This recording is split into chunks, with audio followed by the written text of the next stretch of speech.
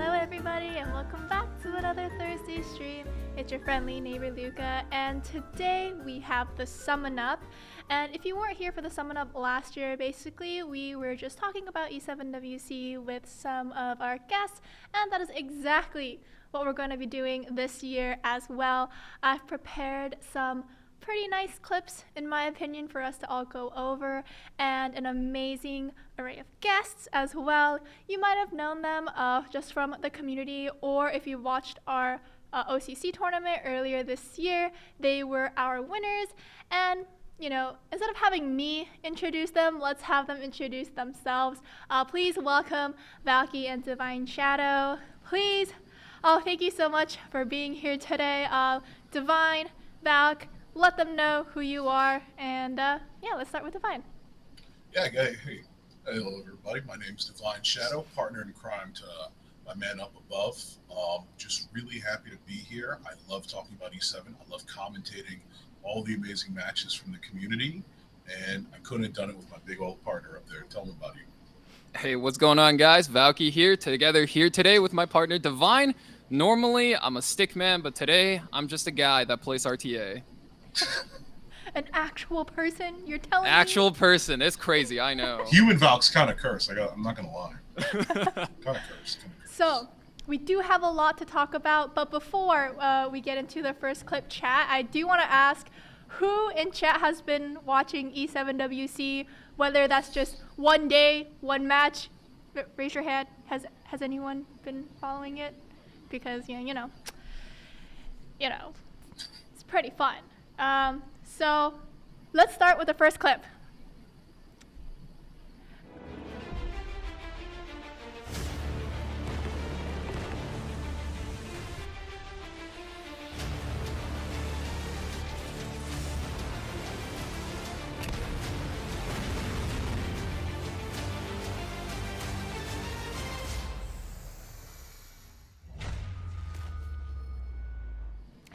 Okay, so I know that wasn't a clip about any of the players or matches, but I just really wanted to highlight that intro animation because, whoa, I just, oof. What do you guys think? Yeah, I absolutely love seeing that intro animation because factually, it's the only time I actually get to see Navy Captain Landy as a permanently pre-banned unit in all my games until the end of time. Rest in peace. It's exciting to get to see some kind of action out of her in general. And I also do like the framing of a little bit of a rivalry going on between obviously her and her sister. I think that works well with the tournament, especially because we have two global players in the finals kind of heading it off. And I think that's going to be exciting to see. Yeah, I always just really like anytime I see Navy Captain Landy, even though she is, let's just say she's not a really fair unit that you want to play against all the time, but I like her so much that I'm willing to just go into it and seeing her. Hey, it's a big plus for me. Yeah, and I mean, speaking of the finals coming up, if you haven't been following E7WC, don't worry, because the finalists that we'll be watching tomorrow, actually, for people in the West Coast, is going to be Poopus and Winter Wish from Global, and then Marguerite from Japan server. So that is going to be super exciting. And now let's watch the first clip of the actual matches, and let's go right into that. Also Destina. That was Oh, wait a second. Can you kill? Alright, Kairon. Here we Oh my god! Look at that! I'll take down any. I remember this one. Yes, so this is actually from the first day, match 1, when it was against Poopus versus Apocalypse. And that K-Rob pick, I feel like no one really saw that coming. What do you think happened? We've positioned, especially with our finalists, in such a unique way. And me and Valk have had conversations with Poopus before. He's a unique player, but he's also kind of a solid combination of all the influences that he's had up to his journey in Epic 7. This game is about the community, and he embodies that in a lot of ways. And the tech picks that he makes out are from the community as well. I know, Valk, you can talk a little bit about that. He's learned from other players in the field, and that's what makes his strike so strong. It's not his adaptability, it's everyone he's met, and that's what you're fighting up against when you fight Pupus. I mean, it's so much that when he first started playing the game, roughly about 2.5 years ago, I was like actually a new streamer at the time, and he actually popped in my chat. He's like, "Hey, I'm a new player. I'm looking for a little bit of guidance." And at the time, I was like, "Oh yeah, hey, hit up my boy Jello, right? And he's gonna help you." And then throughout the years, you can actually see him grow as a player, and then eventually, like, become better than all the people that he's learned from. He's better than me now. He's better than Jello. And everything that he does, including that Kayron pick, which was actually a tech pick, I believe he learned from Lunel, somebody he beat in the regional qualifiers. And then rewind that, I think, like a match, right? It was a Solitaria solo. That's something Jello is really known for. Like, pick no DPS, right? It's Solitaria on Fairy Tale for the Nightmare artifact, and you use her as a solo DPS, and you keep the enemy chained up and stunned. They don't get to play the game, and they'll just get dropped. And it was almost like seeing an anime protagonist just kind of level up, pick up different skills from players in the community that he's like just faced off against, and just seeing this journey for him is such a treat. I mean, you speaking of how he just kind of like picks up everyone's little like special things and like uses it just kind of reminds me of a certain anime where a certain character becomes super strong. If you catch my drift.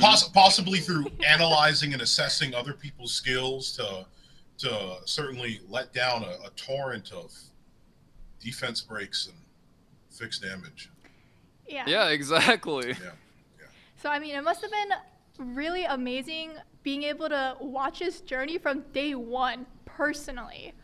I mean, anyway, we'll move on to the next clip. And then we'll talk a little bit more about Pupus in a little bit. Going to be able to... Oh wait, the Violet actually does not have immunity. So Chains of Chiron right here could actually land. Wait a second. Stun! He stuns him! Oh my god! What the hell? That's not fair. Is that supposed to... What? That's just A lottery winner. Yeah, so I mean, that clip, I feel like it feels like that's what happens to us when we're playing our World Arena matches sometimes. This is from the same day, match 2, Retry Ever versus Uigang. And Uigang just got so lucky with the 4-man Chains of Chiron stun, right? That was absolutely insane. And I mean, running the math real quick, it's something like 0.4% chance. So if you did this 1,000 times, there would be about 4 times at which this happens. I mean, that's not very likely. Like on the ladder, that's one of those games where if it happens to you, you just got to pat yourself on the back, tell them, hey, give myself a nice try. I'm gonna go next. It's not even that. It's like that. I mean, the clip is perfect, right? That's right side luck. Every time you talk about like right side Kayron, right side Ron, right side unit, that's right side, right? That's like everyone's objective feeling of right side in one nice tidy clip. You could play it to your friends. You could understand it immediately. Even the Eaton got stunned. Poor Eaton. He's a rock. How do you stun a rock? How does a rock physically lose its capabilities? What capabilities does it have? It's depressing. I mean, he was supposed to be there absorbing damage, but he absorbed a stun instead. He absorbed a concussion. He absorbed a concussion. That's what he got. I think it's also important to highlight, right? Kind of reason why during peak debuff Cleave meta with Summertime Iceria, it was really important to have a Green Violet on immunity set. And why I think, like, if he had immunity set there was a chance he could have won. It was not a great chance, mind you, but his chance will be greater than a 0.4%. Hey, listen, you talk about immunity set, and suddenly we get that same anime protagonist back in the Flash, right? Somebody sitting there like, ooh, buffs, huh? That's certainly interesting. But no, absolutely. It just goes to show that, like, you have to be prepared, as Valky was saying, for anything to happen on a competitive level. And payroll and with Chains of Chiron is one of those things that, like, even if it's a 2% chance, at a professional level with thousands of dollars on the line, do you want to risk 2% chances happening? No, and so you've got to account for that. And I think we talked about this earlier on stream together, Valk, but like Marguerite is the kind of player to look at something like that, learn from it, and move forward with a strategy in mind. And that's what's excellent about this tournament. You've got all these various different draft styles, all these different player styles, all these different ways of expressing yourself in the game of Epic 7. And that is certainly a moment that highlights a chance for you to do exactly that. Absolutely, like you said. I think there are a lot of things in this game that's seemingly not fair.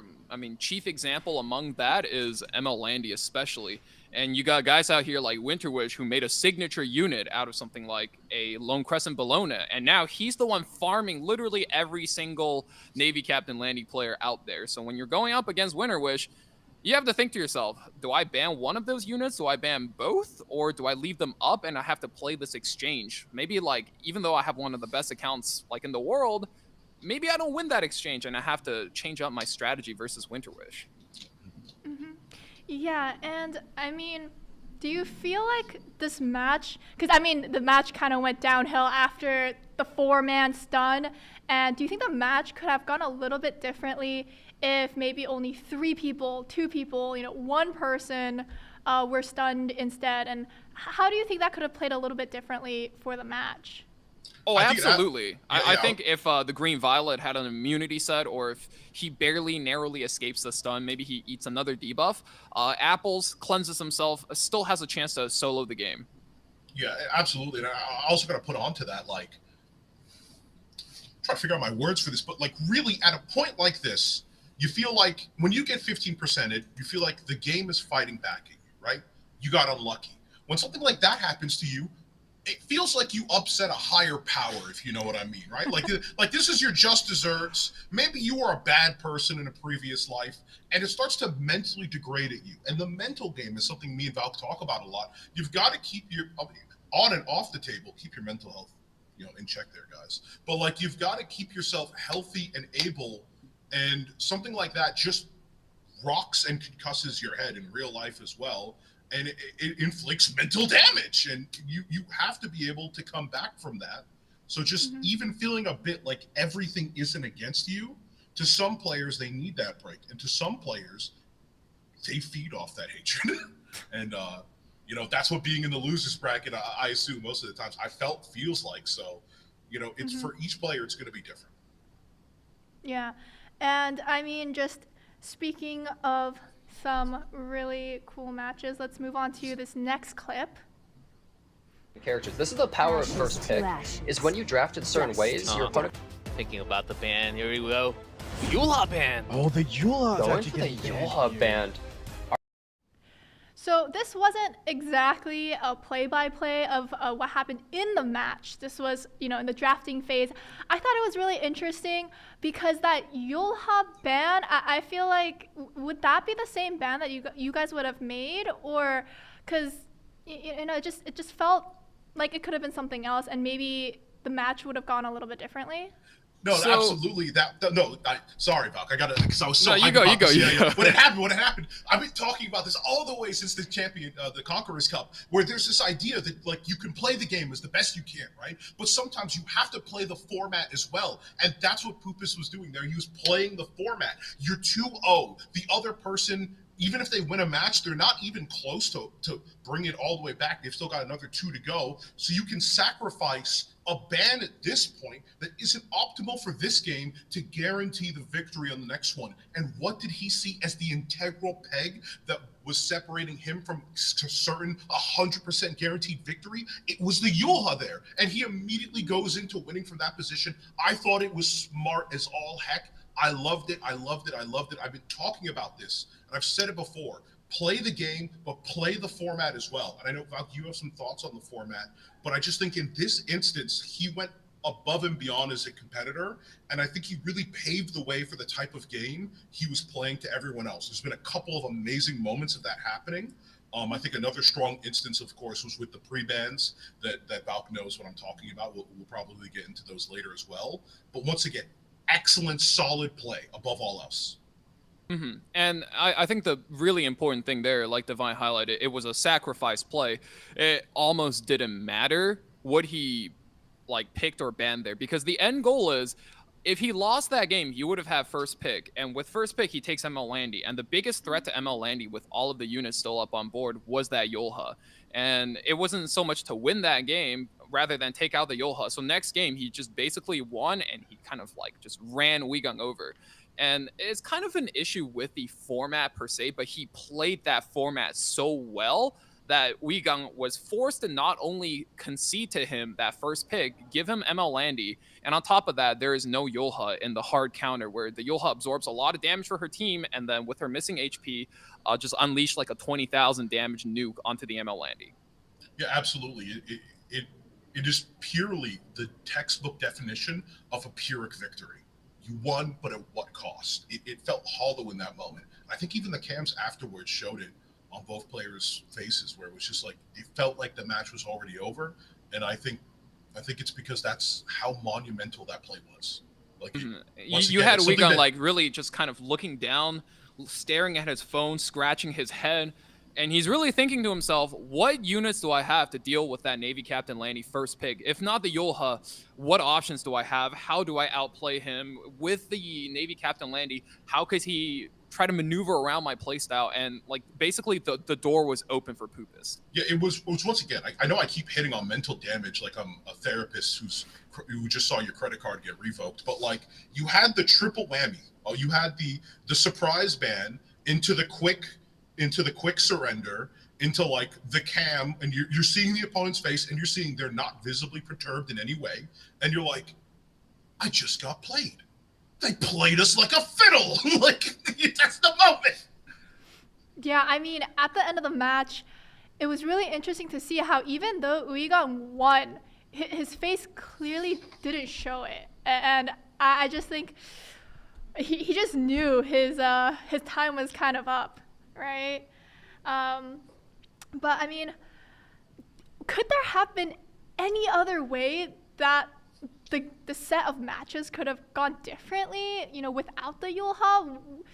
Did Weegang have a chance to go to a game 5, or do you think that this was just kind of, you know, game, set, match the second, you know, Pupus gave up that one match? I think at that point, when that game was lost and the Yolha was banned, it was like, for example, in chess, that would be a check, right? And then the moment you see the draft finish in the following game, you knew it was checkmate. So if they played out the draft a little bit differently, maybe, but the moment, you know, Weegang is like, I got to win this 4th match, he locks Yolha in 3rd, and Pupus is like, ha, gotcha. He was kind of in trouble because it almost didn't matter. Pupus knew he baited out the pick that he wanted. He needed that pick to win, right? So the moment he baited it out, he knew he was fine, and I think that was going to a game 4 no matter what. And it was just so Pupus favored that Weegang kind of, he had to know he was in trouble. Yeah, you can't only take into account, obviously, the ban play working out, but you also have to take into account that now Pupus has first pick. Now he has the all-powerful 4-5 slam where you could combo a pair of amazing units that just demolish your opponent, force a force ban, but then also have a nail in the coffin for your opponent in the other one. And with all those things and factors into play, the combination of them, I think, made the challenge insurmountable. If he did overcome in that moment, I would have to say it would be in a way where you instantly become a new player, a new man, in fact. And I don't think that's impossible.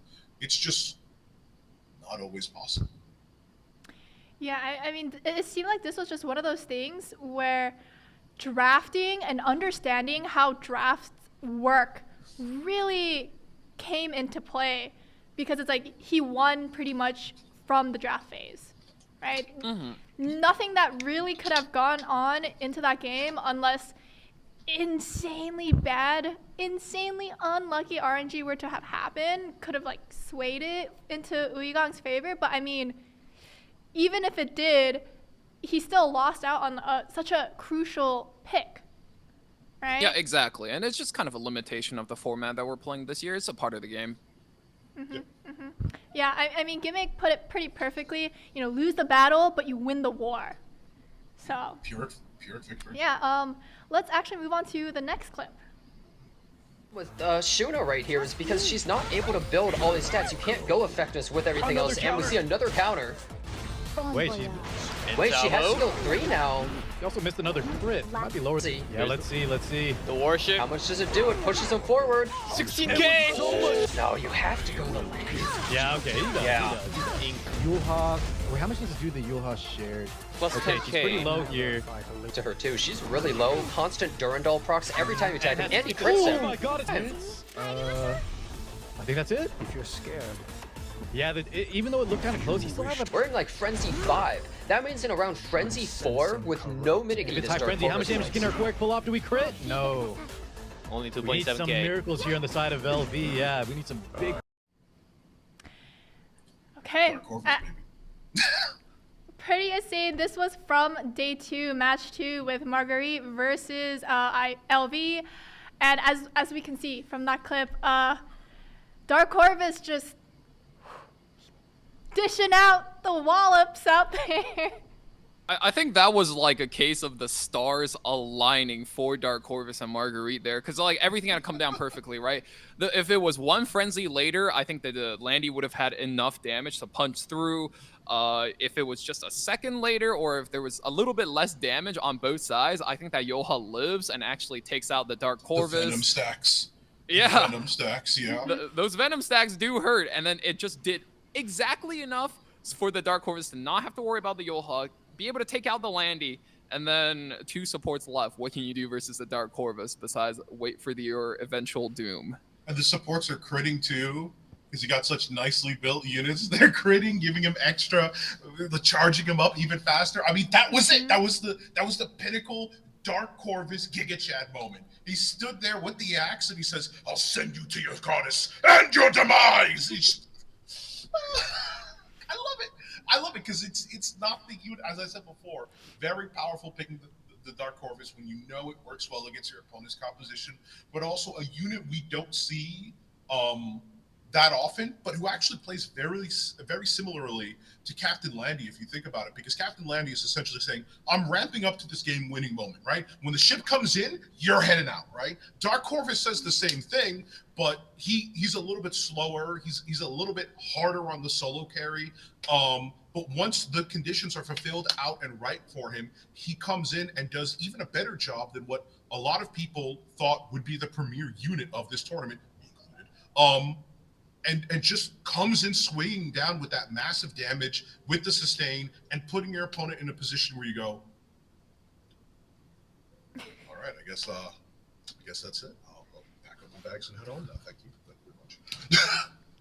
Yeah, I mean, exactly, right?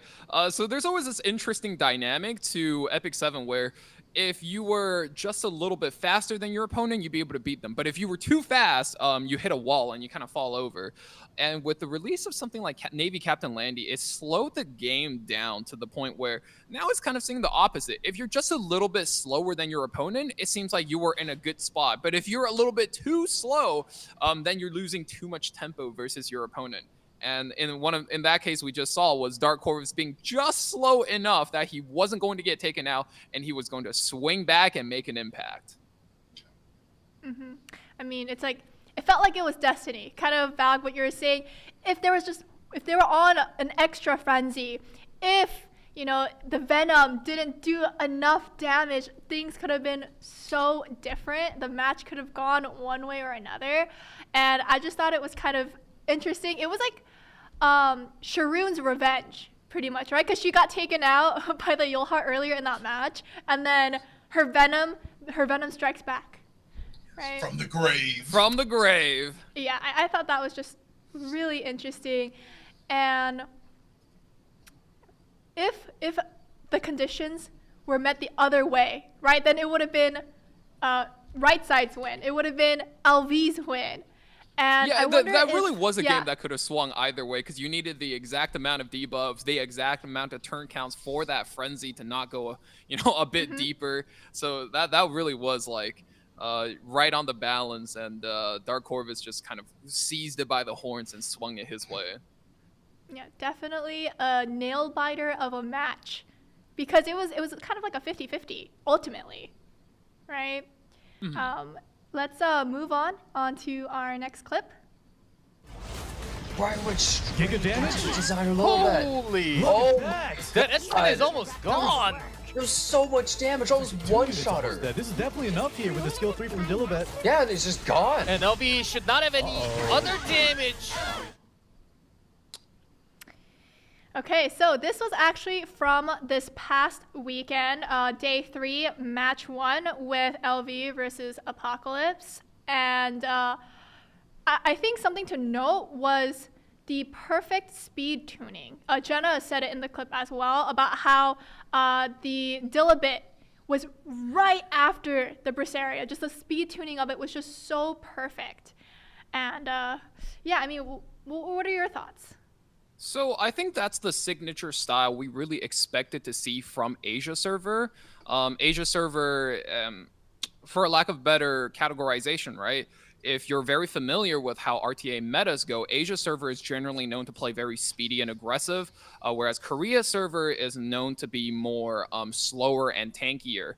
So now that leaves us global guys somewhere awkwardly in the middle where you need to know how to play flexible. You need to play fast. When your opponent goes slow when your opponent speeds up. And you're kind of playing this just like trading playstyles game. That was Asia Server versus Asia Server. If you were faster, you knew how to speed tune better. Your team just has a better tuning. Your combat readiness manipulation, your math logic is stronger than your opponent. You're just going to be able to take them out. Boom, boom, 1-2 punch like that real quick. Yeah, you've also got to consider the amount of leniency you get with that kind of speed. Obviously, the more speed you're packing, the more you can be a little bit lenient on the measurements of getting those units to align just precisely, obviously 10 speed or so apart. But what really that clip showed me is that a lot of the players that were in this tournament came ready for both the answers of yesteryear and the answers of this year, right? So, like, obviously, always a factor in the meta, although not as much this year. Spectre Tenebria doing her job, but at the same time, LRK has been a big facet of what's been going on, and I think that clip exactly showed that he may be known as a mitigator, he may be known as a protector, and you may even have a Destina by your side just in case, but it's still not going to be enough, especially in that instance, to save you from the combo coming out from the Briar Witches area and the designer a little bit. And I think that just shows to you how much homework each player did when they came to the table and they said, I'm ready for every meta, every situation, everything you could throw at me. I think that's something you just absolutely have to be prepared for when you're on the world stage, in a tournament anywhere, where you know the opponents you're going to have to be playing up against is not only some of the best in the game, some of the best to ever do it, they also done their research on you, and not only do you have to play around your own style, your opponent, you also have to play around their research, their homework that they did on you, and try to out-research them, per se. Out-research the research. Yeah. Sometimes you have to out-mind game the mind game, right? You have to, like, not only big brain it, you gotta big brain it. You got to show up to the test that you already filled out all the answers. Exactly. I mean, with the new tools that they just released, I mean, that's going to be easier than ever, right? Yeah, I mean, right now it's still in its beta. And chat, if you have been checking out the new site, if you have any questions or not questions, maybe more comments, those are what we're kind of looking for. If you have anything, feel free to let us know so that way we can make it better, make up improvements or any changes. I know there have already been some comments, opinions, sentiments being made about it, so make sure to let us know so that way we kind of know what you guys are liking, not liking. And I mean, I guess since we're already kind of on this topic, I'm gonna sidetrack us just for a little bit, but what are your thoughts, Valky and Divine, on the new website? So I'm a huge fan of this, mainly because when I play RTA, I'm a big sweat lord, like that's my confession. Sorry, officer, I'm a big sweat lord. I like to save screenshots. I like to keep data. Back when I was very competitively playing for Legend every season, I had a spreadsheet where I basically kept track of every player's picks, their pick order, and then my own unit's win rate. So just to get really good data, okay, like this unit is really underrated. Oh, I thought this unit was better. Dang, I'm really bad at playing them. Right? Okay, this unit in the third pick position is like not that strong. So I'm a huge fan for this. This is going to let me do account reviews for people on stream much easier. and this is going to let me just boom, I can look at somebody's profile and get an idea of how they play, where their strengths are, where their weaknesses are.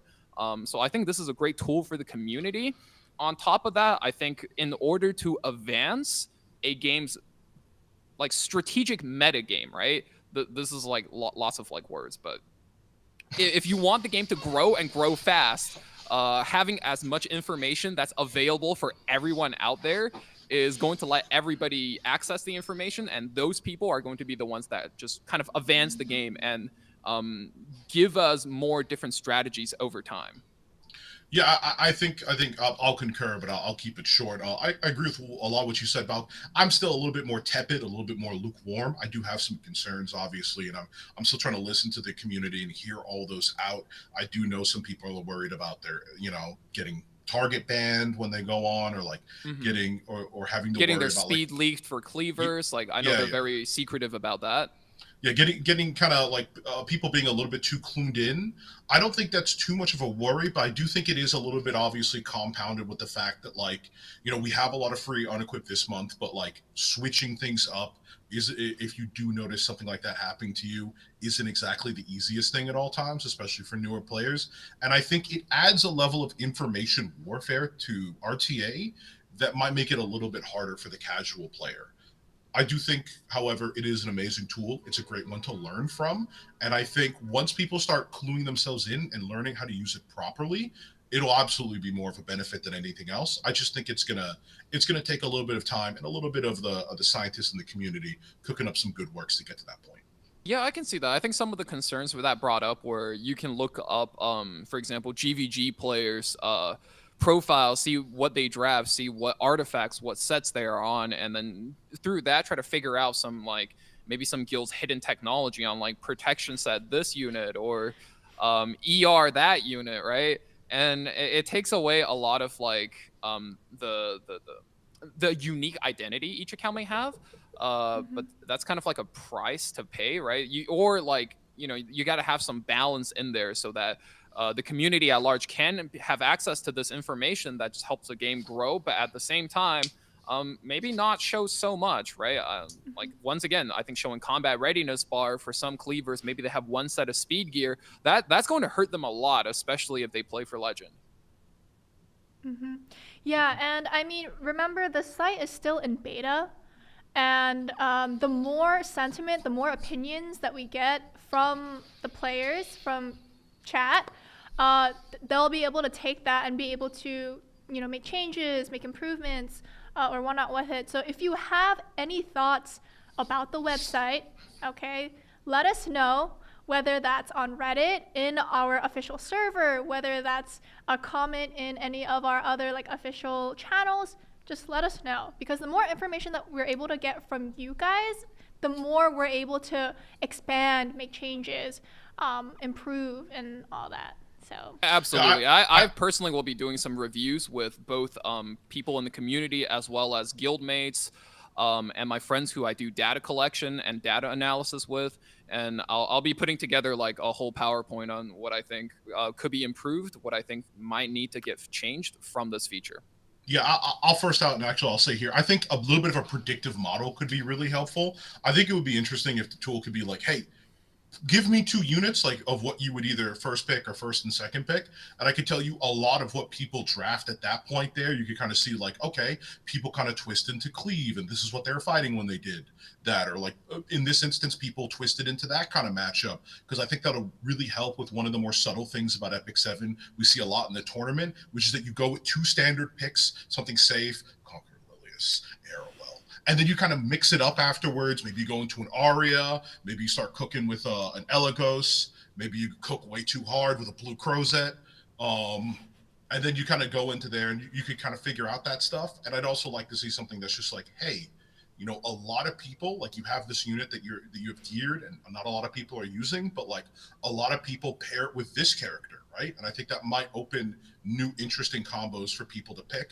especially as we've talked about before at that 4 and 5 draft. I personally am a big fan of, like, defense scaling units with my Troublemaker Crozet, for instance. Just putting it out there. Yeah, so I mean, the more information that we get from you, the the more we're able to use it. And it's only been less than 24 hours since the site has been live. So, you know, there could be changes that are made like within however. So I'm also really excited to see.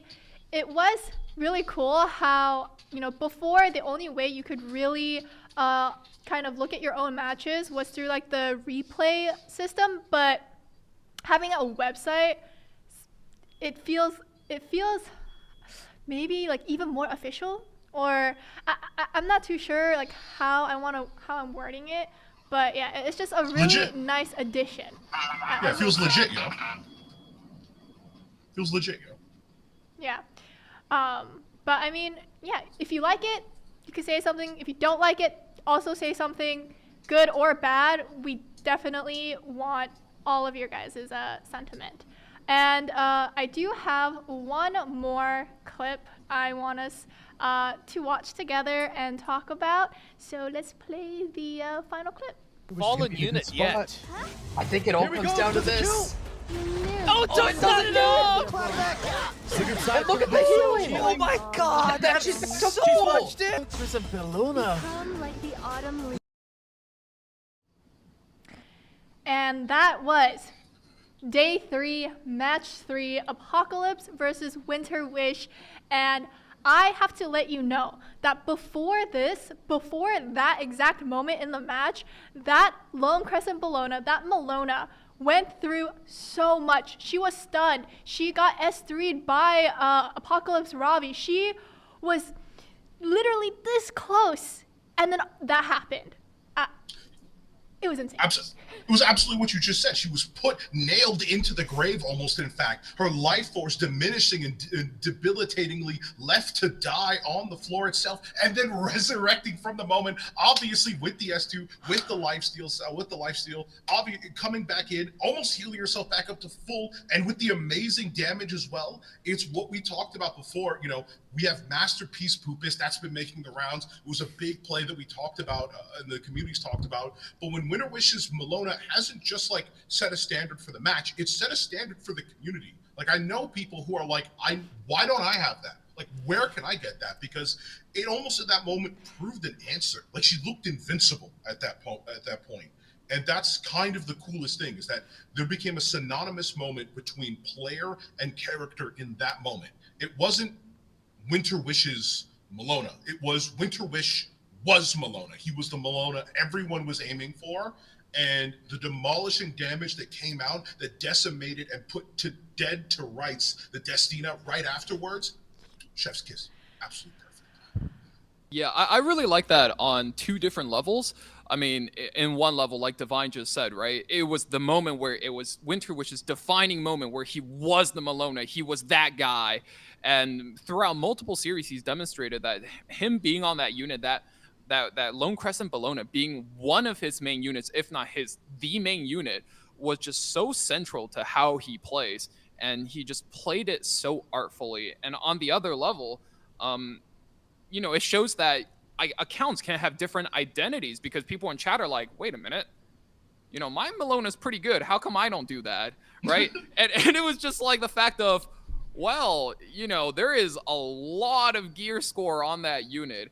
And it just shows if you put enough work into any unit, you can be that guy. You can be the guy that's like, hey, ML Lanny came out, so now I'm that guy. My main unit is a hard counter to the new OP meta unit. And Winter Wish, like, you know, call it luck, call it what you will, right? He played that pick to, I would say, near perfection throughout the entire bracket, just cruising through, because he doesn't have to ban Navy Captain Landy anymore, but people might have to ban it against him. And that is just such a huge advantage that I think he just manipulates. He came prepared, and most importantly, Val, gave me a bit of hope. Yes, sir. Yes, sir. Hope, damn it. He sure is holding it down. Yeah, I mean, Winter Wish throughout all of his matches really showed that he can play both sides really well, whether it was playing with ML Landy or against her. There was actually a match earlier that we weren't able to show where, I mean, his Lone Crescent Bellona one shot, right? ML Landy. Right. And even his own ML Landy was dealing so much damage when he chose it. It was just like, he no matter where he went, he was gonna win. That's You what it gotta was remember, like. you gotta also remember the matches where people are like, well, if that's the case, then I'll draft ML Bologna. Then you don't get to have her. And then he's just like, but it's not mine. That's yours, but it's not mine. It's not my queen who slays. Like, it was absolutely a facsimile and a fraud in every single instance of the word. And you gotta love that. You gotta absolutely love that. Melona at home. Yeah, he was absolutely playing that pick to to the best he could, and I think it was just great to watch from both sides. And I mean, through that as well, right? Like you mentioned, I think out of all players, he has almost the the highest win rate when he's second pick, and I think that's very, very impressive considering that this is a meta that it almost seems like everybody is playing for first pick just because of the format, right? We even discussed earlier, right? Poopus, you know, he kind of threw away a match on purpose just to get a pre-ban he wanted so he can get back that first pick and get himself that win. And Winner was just like, nah, I'm good. I'll just win from second pick. It's cool. Yeah, there's no stopping this man. He's on a roll, and I mean, those are all the clips, but I do want to talk a little bit more kind of just about E7WC in general, and what has been your favorite moment in this tournament so far? Chat, if you want to answer this too, you know, that would be really cool. What about you, Divine? What do you think was your favorite moment? I think it's been, out of the moments, especially us streaming together the whole saga of the Epic 7 tournament, I think my favorite has always been like the moments where we're sitting there, we're hyped, we're glued to the screen, and a choice comes out and we're just like, no way. Like, wow, like, I can't believe you're making that choice. I think for us, the first one of those definitively was when, like, I think we went through day one. We were like, or like half the matches of day one, we're like, okay, everybody's banning Captain Landy. And the first person didn't, and you were like, oh, we've chosen hell. We've chosen to bear open the gates to the worst dimension possible. And then, like, seeing the answers everybody had for that was really interesting, because I went into her absolutely thinking she was going to be a demolishing unit, and I think she's strong. Like, she's certainly strong enough that you need to have answers to her, but she hasn't dominated just because of everyone being like, yes, I'm expecting to see like 30 of these in the tournament, so I'm gonna be ready for that. Yeah, I mean, you have to consider the fact that everybody here is at least a legend player. Everybody to some degree knows how to play the game at the highest level. So it was like when like you said, when that moment came through, it was like both players just getting a good old handshake in, and they were like, all right, man, let's go to the casino. Come on, pack it up, let's go. Pack it up. It was that, and then you got the follow up with the Lua picks, where you're just like, we let Lua through? Oh no, Jinkies, that's terrible. That's just terrible. Yeah, I mean, it's just a product of the format too, right? You're not going to be able to get her on a follow-up ban because you're always banning a unit that's in pick 4 or pick 5, you know, less you sack around. Yeah, otherwise, like, the moment a unit goes through, they are here to stay. If Lua gets let through, she's here to stay. Landy gets let through, she's going to be dominating first pick. She's going to be the unit throughout every single match that this theory plays on, and that's just how it's going to go. I mean, for me, right, it's the, you know, like those moments, but when you get down to it, we got like 8 pre-bans, 10 pre-bans, and then you see the one pick, you're just like, wait a minute, he picked the Fire Kayron. That I haven't seen that one before. Like, what is he cooking there? What's cooking good looking? Oh. Yeah, I mean, I think it was definitely like during day 2 when I was just constantly live and die by RNG. You know, this is it. You know, I love casino gaming. I just when it's like I live and die by RNG, it became my favorite thing to say. Okay, during I think day 2, it was just that's all it was. Yeah, there was a lot of shenanigans going down. Especially that what was it? The retry ever versus Weegung match with the 4 stunts. That was something. It was like it was that moment where it was just like you're sitting there and it's just someone like, you feel unlucky, punk. Do you? Like it was everything casino, gambling, degeneracy, just all mopped together in one. I love it. I love it. I love it. Play like right side, forced to be left side. That is those are some wise words. Gimmick, those are some wise words. And you know I live what? a left side life. I'll tell you what. I live a left side life. I can feel it. Pulls recently too. I'm perma left side. I was born on left side. I was So raised let's on the left release the side. survey. The survey. Yeah. And so, you know, after all the matches so far, and you know, kind of knowing some of the players yourselves, who do you think is favored to win and why, based off the matches so far in E7WC?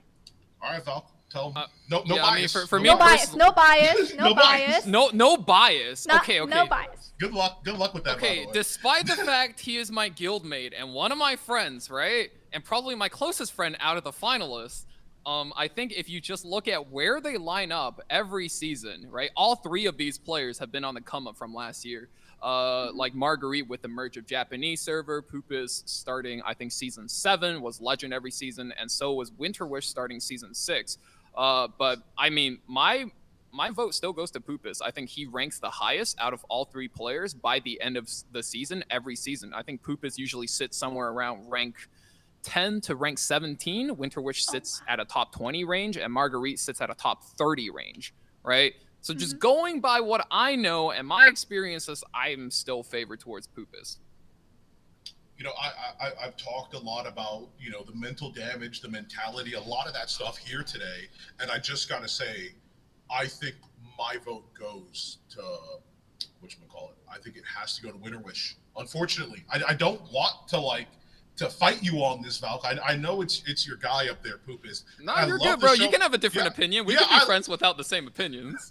I love the showing from Pupus, but at the end of the day, I think Winterwish, in the position that he's in kind of in the dark horse position of the underdog, really coming up from almost being wrongfully slaughtered by that Rylet with the 15% chance to hit while blinded and getting the crit as well. He gets the match robbed from him all essentially, and he's coming back in and he's fighting with ferocity that I think I really have just fallen in love with. Like he is the Dark Knight. He is, with all angst, with all hatred, with all vitriol, he knows he's the winner, and he's been fighting like that ever since he's been in loser's bracket. And I think that mentality far outreaches anything that has to do with the end game. I think it's what makes a man a winner, and I'm rooting for him because of that. I absolutely agree with you. I can't disagree there. I think global fans are eating great this year because Pupus and Winter are both like hard reps, you know, for global server. They play a very global style. And, you know, not only that, these guys pop up in Twitch chats all the time just to say hi and just to hang out and maybe give some advice. So I think our community is eating good this year, but I would also not discount Marguerite. You know, I know he did a account review recently where it was revealed that he's actually, you know, pretty close to being free to play, and his account in comparison to the other two actually pales quite a bit. But I would say that his strength comes from the fact that when he has a player in mind that he wants to defeat, that's probably where he shines the most, because when you look at his drafts in the Japanese prelims, in his series versus Phantom, he changed up his pre-bans, he changed up his first picks. He was so adaptable. He 100% did his homework on Phantom. And, you know, when you got to the top 8, he almost looked like he was a bit lost. He didn't know who to do research on. He didn't know who his opponent was until the draws came through, and then he looked like he was locked in, cruised his way, made his way to the finals, and now he only has 2 people he has to do homework on. And I think this is where he could really come in and show what he's all about, which is do his homework, play around his pre-bans, and just come up with a strat that just chokes out the competition and takes away the options their opponent has to be able to play against them. Come up with a strat that has you fighting back and get back in that game. Show what you got. Yeah, and if you didn't watch last year's E7WC, Margaret was, you know, he lost to Phantom last year during regionals.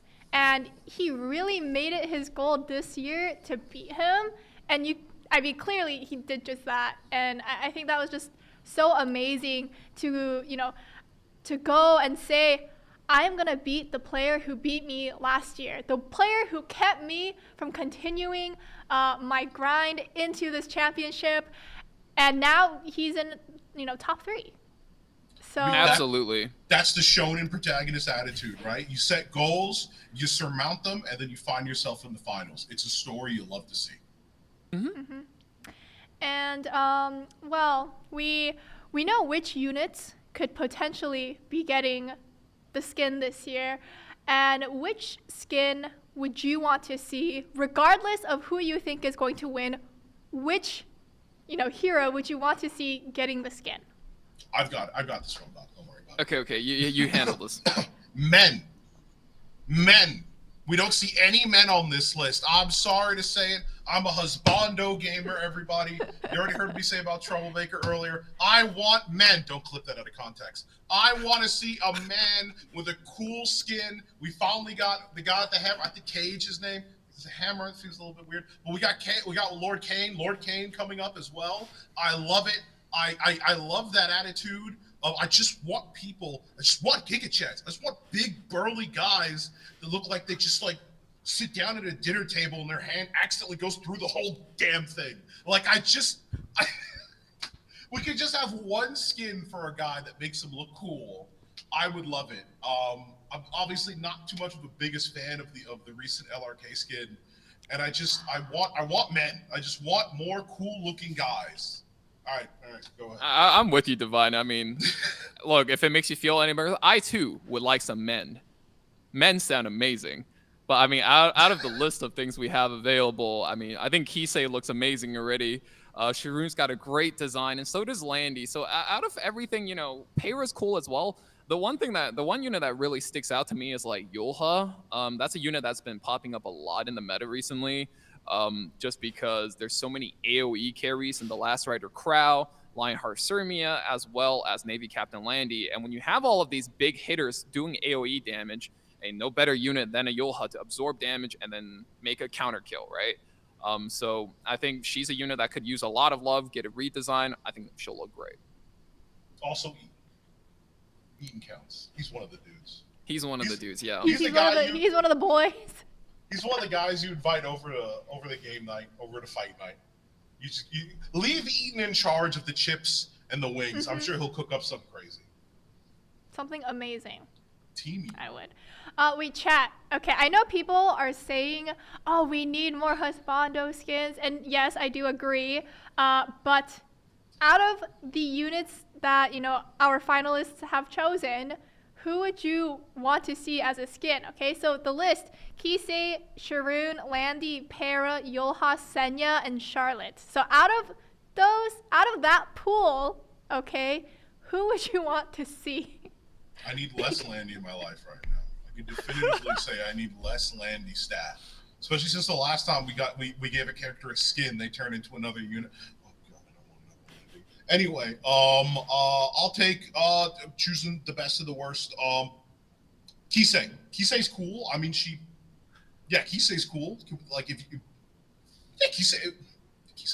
Hey, Kisei's cool, yeah. No problems there.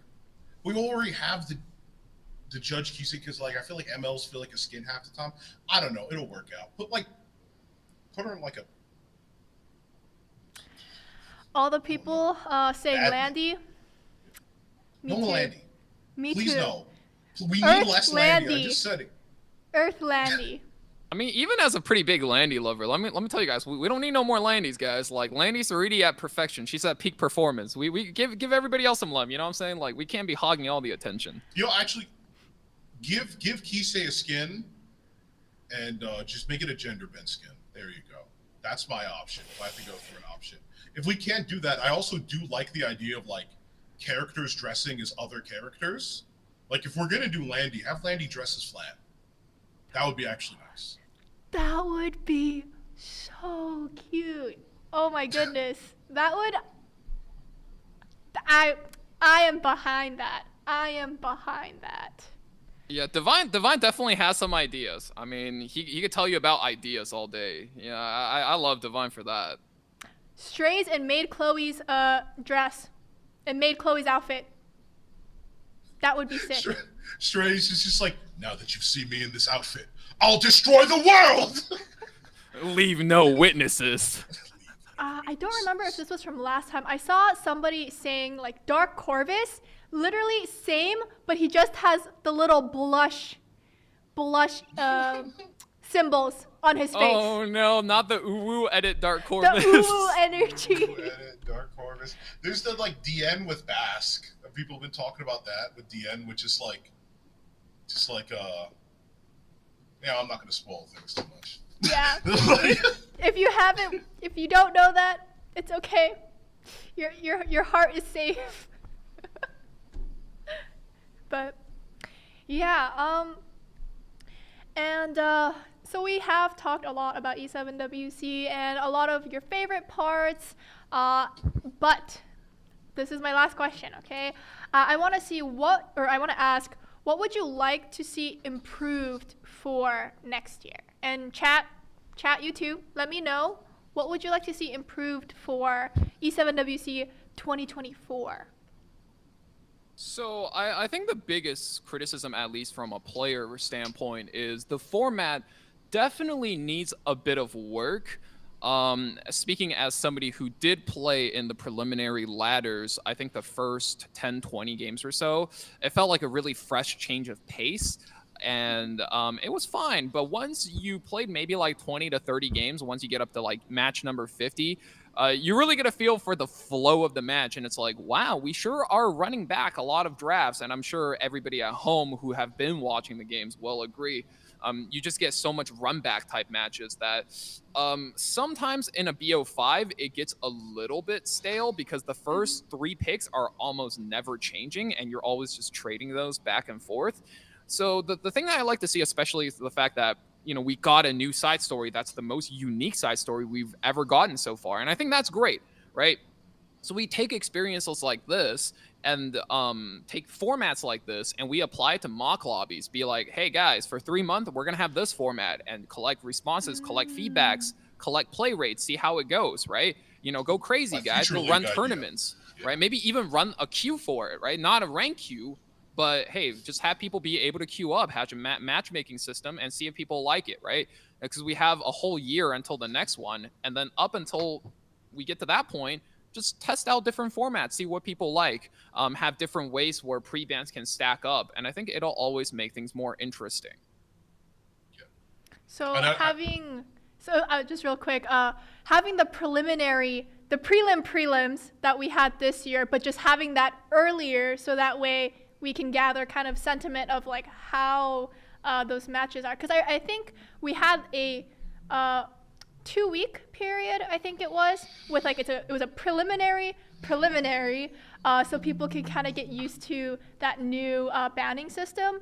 So maybe a longer period of that new system and implement it a little bit earlier to get player feedback. And then always just like, you know, label it under a different mode, right? Just so people are aware that they are testing a new mode. Because you know how we found out? We were running a tournament, and then suddenly people didn't have pre-bans anymore. We're like, what is happening? And we're like, hey guys, you know, the players in our chats like, hey guys, we don't have pre-bans anymore. And that's actually how we figured out ahead of time that the E7WC format was going to be this, because it was implemented. You know, they made like a stove post that wasn't really clear on saying, hey guys, this is going to be a new format. That's what we're gonna be using for E7WC. And we're just like, huh, I see the little trophy on the cut screen. Like, is this our new E7WC mode? Did we just randomly get that like in a patch?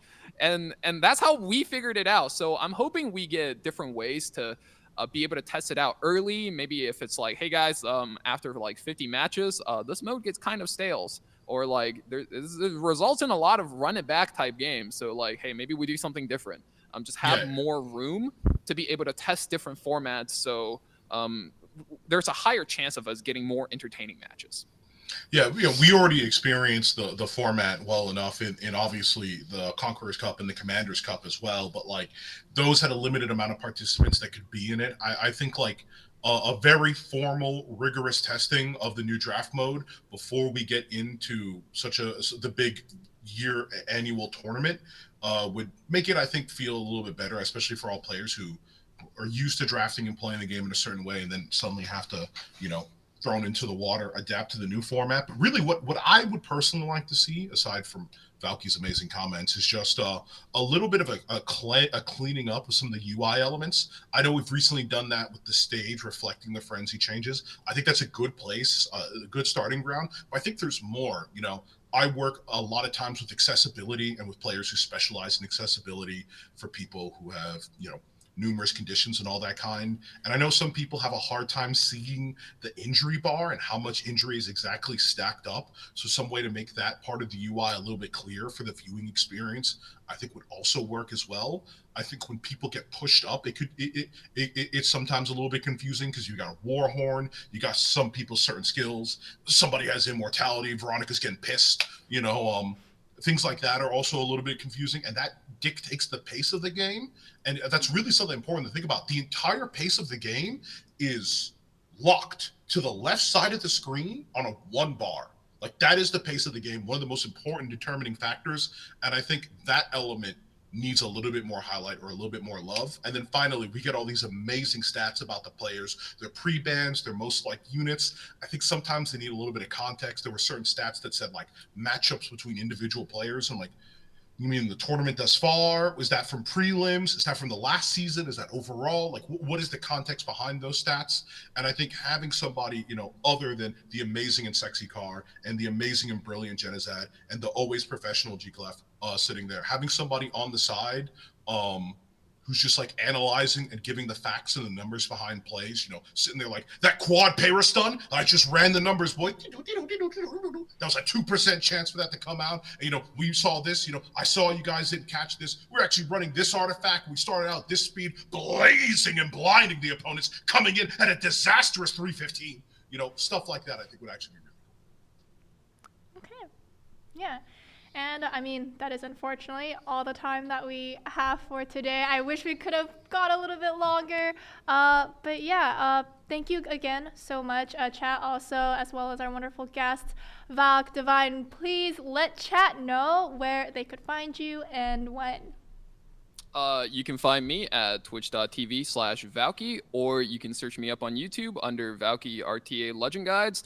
Yeah, you probably find us tomorrow for E7WC. We'll be doing our own cast of the game, and a watch party. So it's going to be a good time. Yeah, absolutely. As you guys know, I am a homeless content creator, so you can find me above at Valk Stream half the time. You could also go to twitch.tv/Divineshadow777 for fun, I guess. That'd be cool. But I do have a game I'm working on. Promotions for that, head on Instagram, Molly Moves On. And I just wanted to say, I love each and every one of you. Thank you for everything. And I'm as excited as I can possibly be to share the amazing moment of seeing who comes out the champion tomorrow with all of you. Yeah. And for anyone who's confused, it is tomorrow for people on the west side. I know the official date is Saturday, 3 UTC. Okay, so Saturday, 3 UTC. I don't know how to convert that into any other time zone except for my own, which is 8 p.m. Make 8 sure p.m. to for fill you out guys. the survey. So, yeah. If you're East Coast, it's 11 p.m. 8 p.m. for you guys. If you're Central, you're in between. You know how it is. Yeah. Exact and same if time. you're time in split Asia, off. it's like 11 a.m. something like that. Something like that. But yeah, we will see you next week for Orbis Overdrive. It's your friendly neighbor, Luka. Bye.